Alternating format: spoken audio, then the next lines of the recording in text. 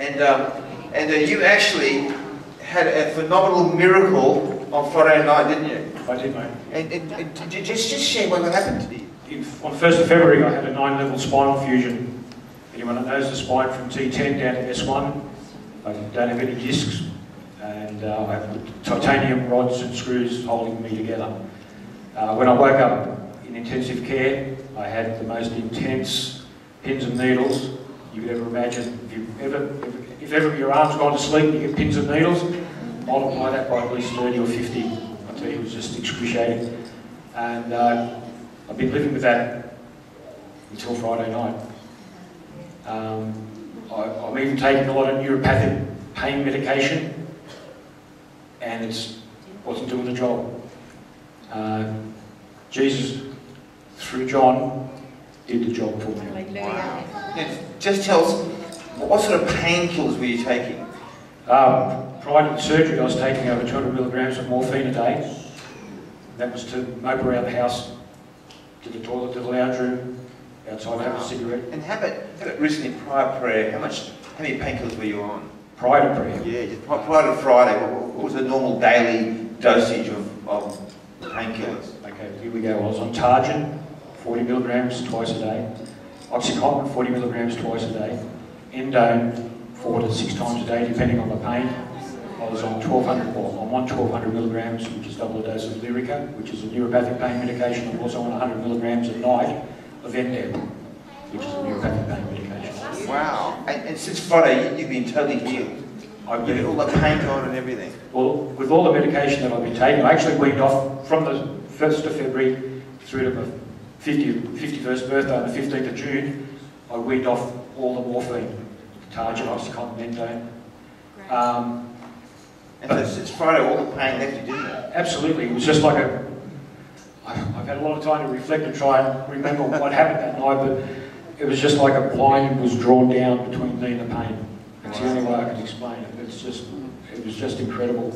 And you're saying it's so bad you had this tingling feeling and you couldn't even handle your wife hugging you and touching you. You couldn't handle sheets on you at night. No. I've had metal frames that slip underneath your mattress to hold it, to give myself a little cavity to slide into at night.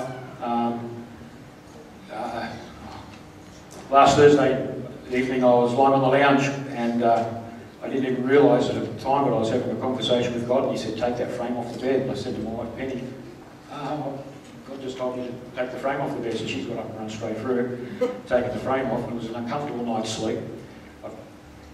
I'm always bad from about 3 o'clock in the afternoon onwards. I get wobbly legs, I was getting very sore.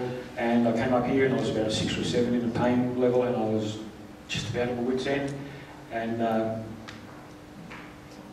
the relief was instantaneous after you. Praise the Lord. Isn't Jesus wonderful? Yeah. Jesus is wonderful, isn't he? Eh? And the wife, come over here, the wife, maybe, what's your wife's name? Penny. It's not Penny. Now, Penny, just share, how has this miracle since Friday changed your life? We're normal again. Well, we're more than normal, but God's smacked.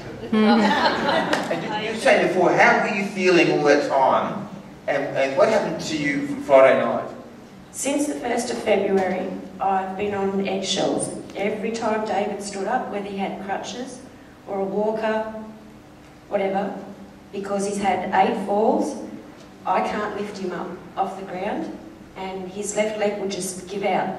Be no warning, it would just give out, and he'd end up on the floor. And we'd just lay together until he got the strength to get back up. So every time David got up to walk anywhere, I was a wreck, nervous wreck the whole time. But I don't have to worry anymore. So you felt that big relief from Friday? Absolutely. I'm at peace. I don't have to worry. And so now in bed you can cuddle him? Yep.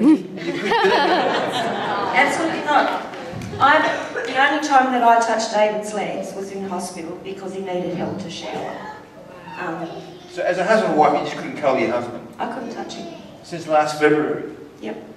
And now you give big cuddles? Yep. Give me a cuddle now. Isn't that wonderful?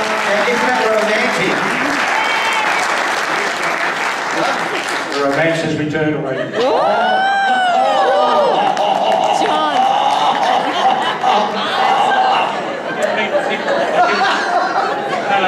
Don't get any details. John. The children have gone out and say. One child there's a benefit.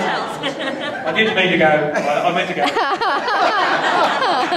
But you got to realise when someone gets touched by God, it's more than just one individual. It's a family. It's the income. It's just. You imagine at night you can't even sleep with the sheets on. I can't even imagine that. You imagine your wife just can't even hold your hand or cuddle you because of the torment. I tell you what, you've got to realise Jesus still does miracles today, and there's an open heaven here. Now, right now, before you sit down, I want to pray for you because the pain left your spine. I want to pray for his legs because it's like because this condition also affected the nerve messages to your legs, didn't it? Yeah, that's correct. And also, like last June, I was 94 kilo and I started the morphine. I was 85 kilo at Christmas. I was 77 kilo the 31st of January, and I went down to 72 kilos in the middle of March. So I lost a lot of muscle tone. Wow. Besides losing weight, I lost a lot of muscle tone. There's actually no way to describe it. He's so wonderful. God bless you, Dave. And God bless you, Penny. Good on you. Give a lot of hand in there.